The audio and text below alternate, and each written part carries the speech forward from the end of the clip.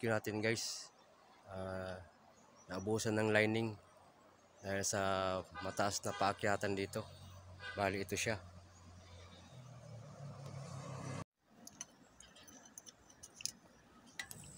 So unang gawin natin, tanggalin muna natin itong cover ng kadena. Din itong daanan ng asyete papunta dito sa cylinder head. Bali 3 bolt po yan. So ito na siya, tinanggal na natin. Bali ito siya. Ito yung daanan ng langis papunta dito sa may cylinder head. Dito sa kabila mayroon din yan 2 bolt, 1 tube bolt. Bali 2 po yan. Ito yung isa 10mm. Meron din po yan sa taas. Ayan. Bali 3 bolt po yan.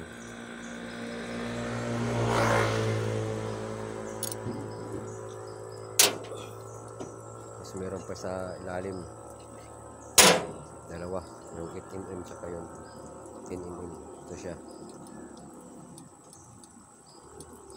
Ito yung bracket. Bali 2 din po yan.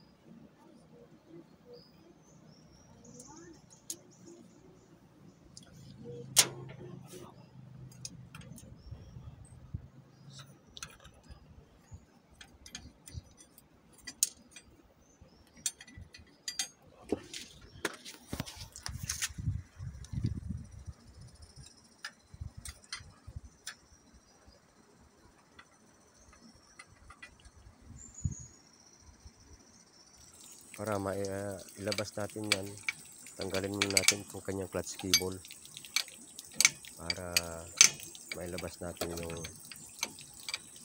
daanan ng asyete papunta dito sa cylinder head. Mahirap yan ilabas pag hindi ito matanggal.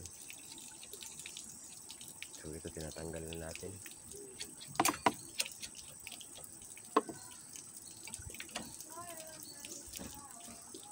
Tanggalin ang clutch cable para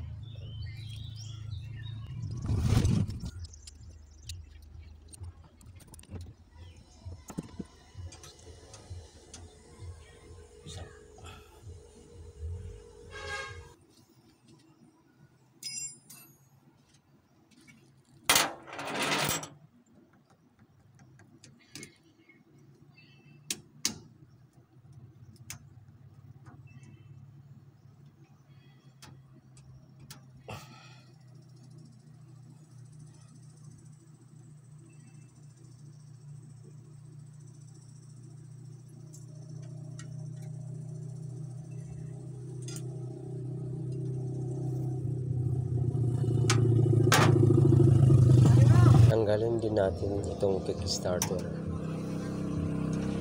para mamaya pakabas natin itong kanyang cover ng clutch. Ayan, tanggal na. Madali na lang.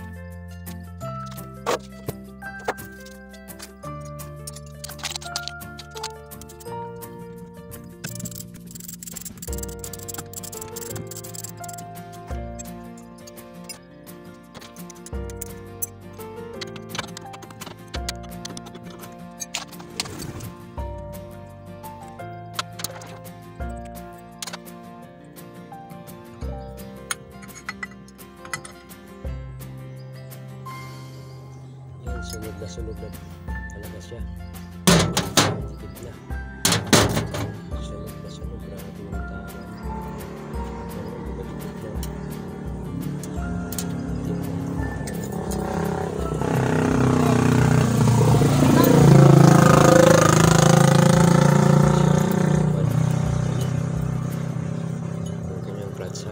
So kailangan linisan ito ng gas para swabe. Nagasa natin ng gas.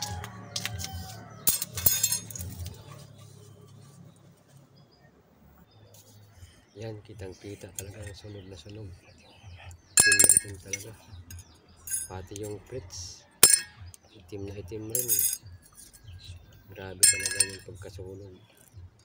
Mataas kasi yung paon dito sa amin, kaya ganyan yung nangyayari pag masyado tayong plastic. Kailangan talaga doon pa lang sa baba nakaboilo na tayo para makaakyat tayo.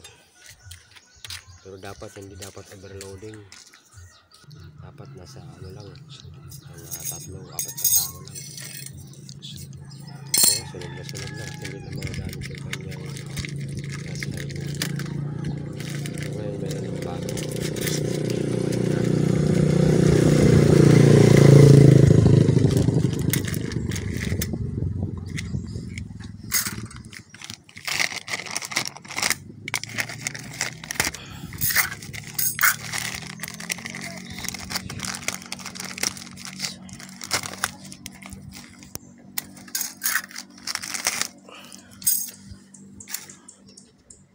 So ito yung ipapalit natin, bagong bago,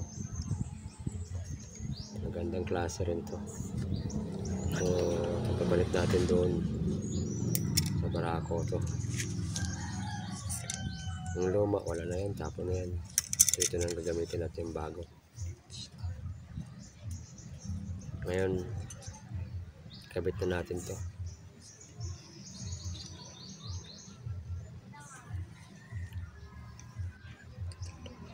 So ikabitan natin to para malaman natin kung tatakbo na ba siya. Kasi hindi siya makatakbo. Malakas yung andar, umuugong lang pero hindi matakbo, sabi ng may-ari. Yan, malinis na po yan. So ikabitan natin itong lining. So lining muna.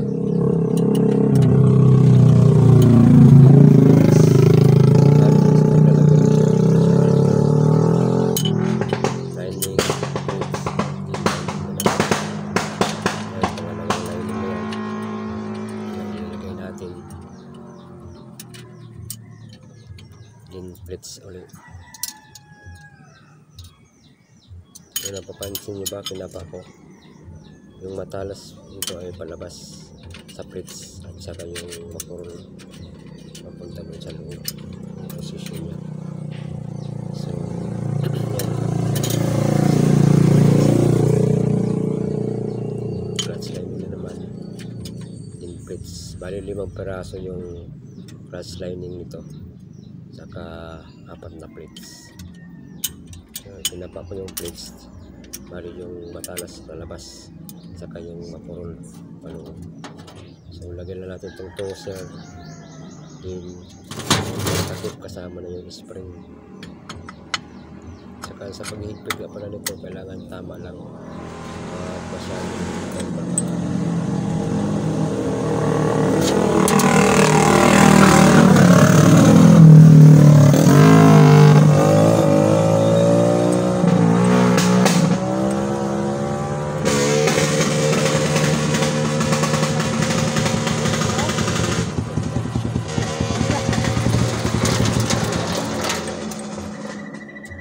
sa paghigpit ng tornilyo. Dahan-dahan lang natin higpitan.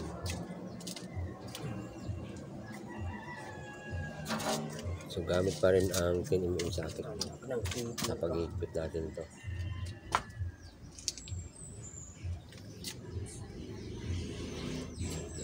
Bakit mo na siyang barako?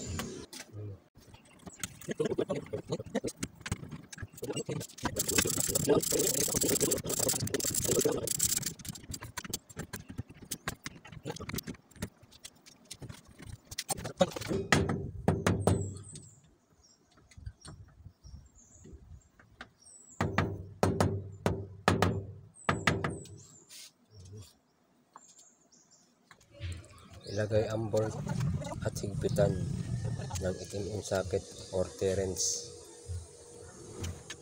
Dito Terence yung gamit natin. Yan, nakabit na natin lahat.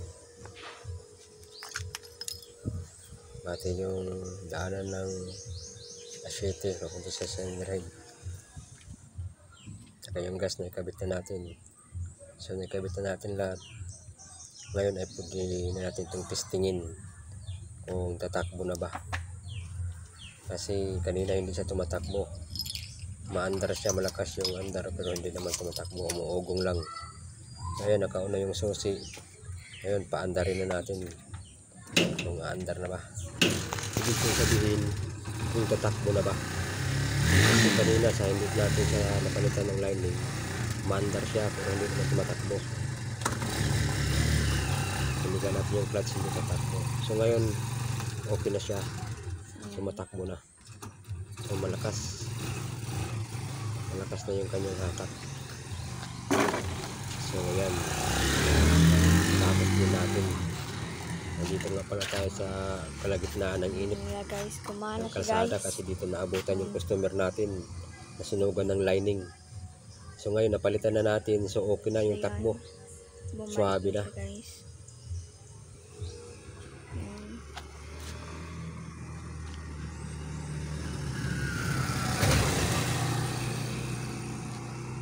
Oh my god.